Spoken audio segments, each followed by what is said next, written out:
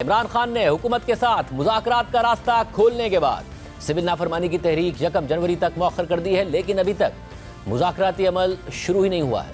عمران خان کی طرف سے حکومت کو دی گئی ڈیڈ لائن پرسوں ہی گزر گئی تھی اور کل سے سول نافرمانی کی تحریک شروع ہونی تھی، مگر کل خود پی ٹی آئی الجھن میں تھی، کنفیوژن کا شکار تھی اور عمران خان کی ہدایات کا انتظار کر رہی تھی، جس کے بعد آج خود عمران خان نے جیل میں صحافیوں سے بات کرتے ہوئے کہا ہے کہ پارٹی کی طرف سے مجھ سے مزید وقت مانگا گیا تھا، اس لیے سول نافرمانی کی تحریک فی الحال مؤخر کر رہے ہیں، لیکن اگر ہمارے مطالبات نہیں مانے جاتے تو 1 جنوری سے پہلے سول نافرمانی کی تحریک شروع کرنے کا اعلان کروں گا۔ ہم نے اس کی اسٹریٹجی بنا لی ہے۔ ذرائع کے مطابق عمران خان نے یہ بھی کہا ہے کہ پارٹی کی طرف سے تجویز آئی ہے کہ میں اپوزیشن لیڈر سے ملاقات اور بات چیت کروں، اور میں نے کہا ہے کہ میں ان سے ملنا چاہوں گا، لیکن مجھے پتا ہے کہ یہ تو مجھے اپنے لوگوں سے ملنے نہیں دیتے، تو اپوزیشن رہنماؤں سے کہاں ملنے دیں گے۔ اڈیالہ جیل کے باہر میڈیا سے بات کرتے ہوئے عمران خان کی بہن علیمہ خان نے کہا کہ پارٹی رہنماؤں کے کہنے پر عمران خان نے کہا ہے کہ سول نافرمانی کی کال کے لیے کچھ دن انتظار کر لیتا ہوں، اگر حکومت 2 مطالبات پورے نہیں کرتی تو ترسیلات زر روکنے کی کال دوں گا۔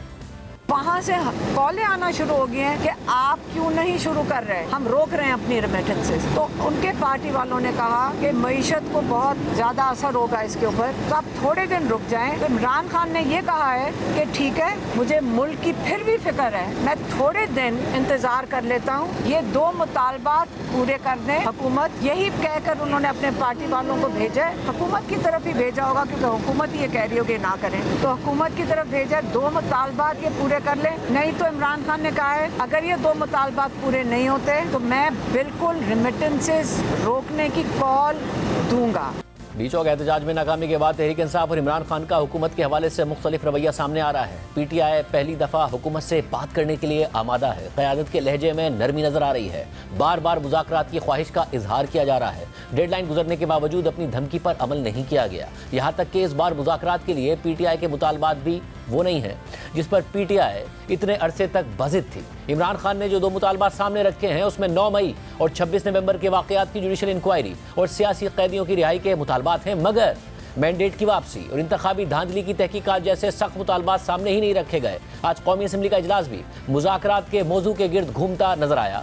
آج کا اجلاس شروع تو ہوا تھا پی ٹی آئی اور نون لیگ کے اراکین کے درمیان کشیدگی اور تلخ جملوں کے تبادلے سے، لیکن پھر بعد میں اجلاس میں کچھ مصالحتی رویہ بھی نظر آیا اور اجلاس کے دوران پی ٹی آئی کی مذاکرات کی پیشکش پر حکومت کی طرف سے مثبت پیغام دیا گیا، راستہ بھی دکھایا گیا۔ اجلاس کے دوران پہلے اسد قیصر کی تقریر کے بعد نون لیگ کے رہنما رانا تنویر حسین نے تقریر کی تو انہوں نے پی ٹی آئی کو سخت لہجے میں ہی جواب دیا، جس پر ایوان میں شور شرابہ ہوا۔ ایم این ایز چھپتے ہیں، اس کو زبردستی کی جاتی ہے اور اس کو کہا جاتا ہے کہ تم نے استعفا دینے ہیں، اس کی خود پروٹیکشن کی ضرورت ہے۔ اور کس سے پروٹیکشن کی ضرورت ہے؟ حکومت سے پروٹیکشن کی ضرورت ہے، اسٹیٹ سے پروٹیکشن کی ضرورت ہے، پولیس سے پروٹیکشن کی ضرورت ہے۔ اس پارلیمنٹ کی جو پریسٹیج ہے، اس کی جو استحقاق ہے، اس کی جو پریویلیج ہے، اس کو پروٹیکٹ کرے۔ اگر ہمارے ایک ایم کو مجبور کیا گیا اور اس سے زبردستی استعفا لیا گیا، واللہ یہاں کوئی اسمبلی نہیں چلے گی۔ ہاتھ اٹھائے ہمارے پنجاب کے اس کے آپ کے ساتھ کتنا ظلم ہو رہا ہے کہ نہیں ہو رہا؟ ایک کو جو ذلیل کیا جا رہا ہے، اس ملک کو اپنے باپ کے جاگیر بنایا ہوا ہے۔ اگر اس طرح رویہ رہا تو پھر یہ اسمبلی نہیں چلے گی۔ جب فیض حمید کو استعمال کیا جاتا تھا، جب 16 کلو یہاں پہ ہیروئن ڈالی گئی اور قرآن اٹھایا گیا، ایک وزیر مملکت نے قرآن اٹھایا فزیکلی پریس کانفرنس میں، اس وقت نہ اسلام تھا، نہ مسلمانیت تھی، نہ قرآن تھا، نہ اللہ تھا، نہ کوئی چیز تھی۔ فلاں کو فلاں سے پکڑ لیا، فلاں کو فلاں سے پکڑ لیا۔ میں یہاں بیٹھا ہوا تھا تو میرے خلاف ایف آئی آر لاہور میں ہو رہی، جب اسد قیصر صاحب ادھر بیٹھے ہوئے تھے۔ پولیٹیکل لیڈر ہے تو پھر پولیٹیکل لیڈر بنے۔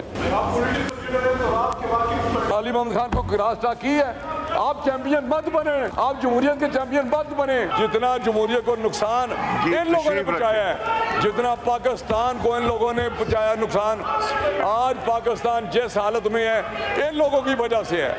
آج جو ان کی پامالی کی گئی ہے ان لوگوں کی وجہ سے ہے۔ آج ادارے کمزور ہیں تو ان لوگوں کی وجہ سے ہے۔ جمہوریت کی بات کرتے ہیں، ایک فاشسٹ کا ساتھ دیتے ہوئے جمہوریت کا نام لیتے ہوئے شرم آنی چاہیے۔ عدلیہ پہ آپ نے حملہ کیا، آپ نے سول نافرمانی کی، آپ نے پی ٹی وی پہ حملہ کیا، آپ کیا بات کرتے ہیں؟ جتنی مرضی ڈرامے کر لیں، جتنا مرضی ڈرامے، یہ سب سے بڑے ڈرامہ باز ہے۔ علی محمد خان نے جتنے ڈرامے اونچی آواز میں ایسے بولتے ہیں، اور پہلے کلمے سے بات شروع کرتے ہیں اور بے ایمانی پہ رک جاتے ہیں. جائیں پٹیالہ جیل جائیں, اس کو سمجھائیں. میری ریکویسٹ ہوگی تھوڑا مجھے دل سے سن لیں. میں دل سے ہی بات کرتا ہوں, کہتا ہوں وہی بات, سمجھتا ہوں جسے حق. میں زہر حلاحل کو کبھی کہہ نہ سکا قند, اپنے بھی خفا مجھ سے ہیں بیگانے بھی نہ خوش.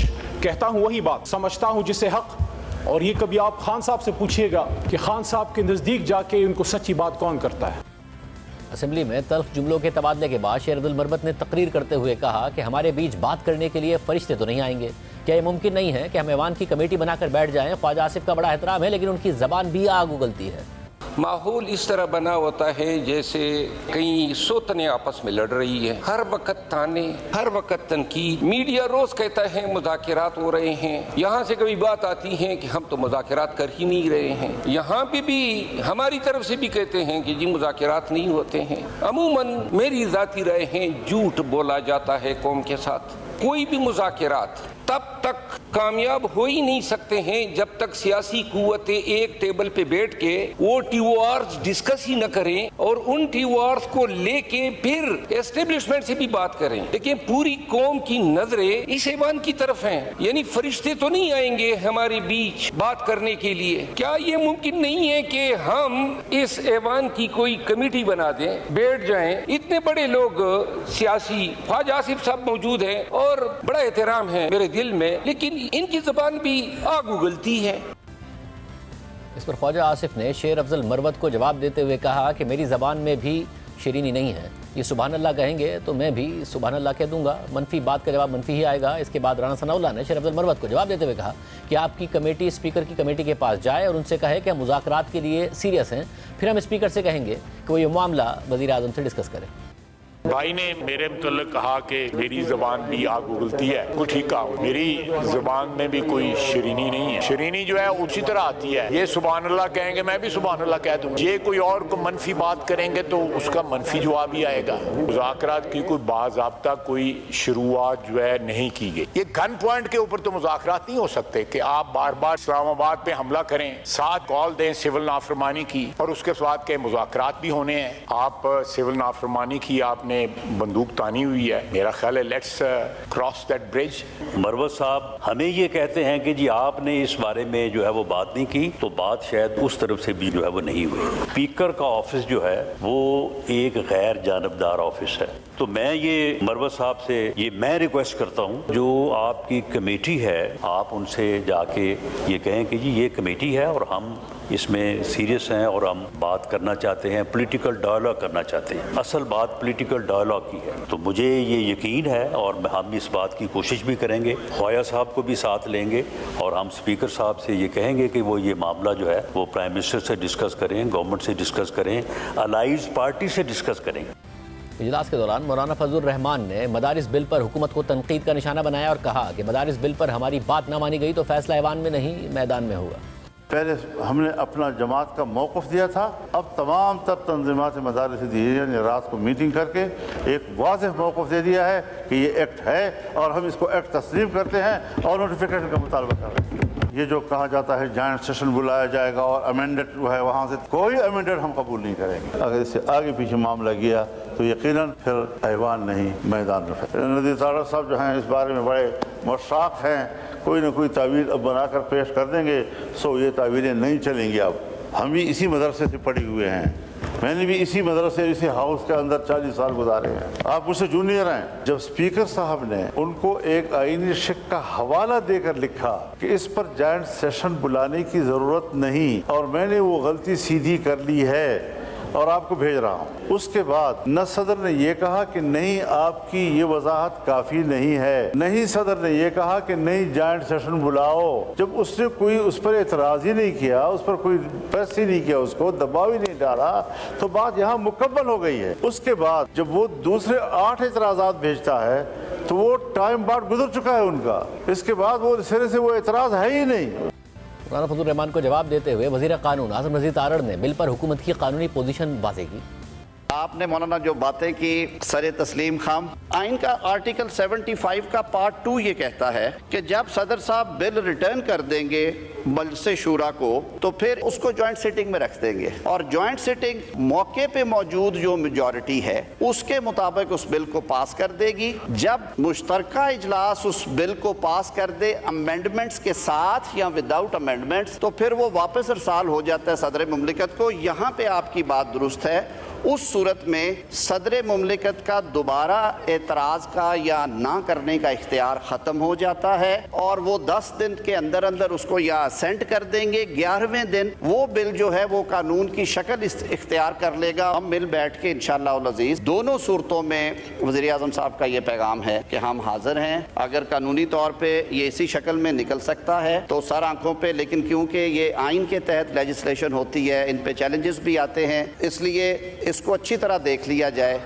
مگر مولانا فضل الرحمان وزیر قانون کی اس ایکسپلینیشن سے مطمئن نہیں ہوئے اور اپنی بات پر قائم رہے۔ قومی اسمبلی کا یہ اہم اجلاس تھا جس میں مذاکرات پر تفصیلی گفتگو بھی کی گئی۔ ساتھ ہی کل شیر افضل مروت نے ہمارے پروگرام میں دعویٰ کیا تھا کہ 26 نومبر کے واقعات کے بعد اسٹیبلشمنٹ کو احساس ہوا ہے کہ پی ٹی آئی کے ساتھ کچھ زیادہ ہی زیادتی ہو گئی ہے، اس لیے انہوں نے مداوے کے لیے کچھ اقدامات لینا شروع کیے، مگر نون لیگ کوشش کر رہی ہے کہ ہمارے مذاکرات آگے نہ بڑھیں۔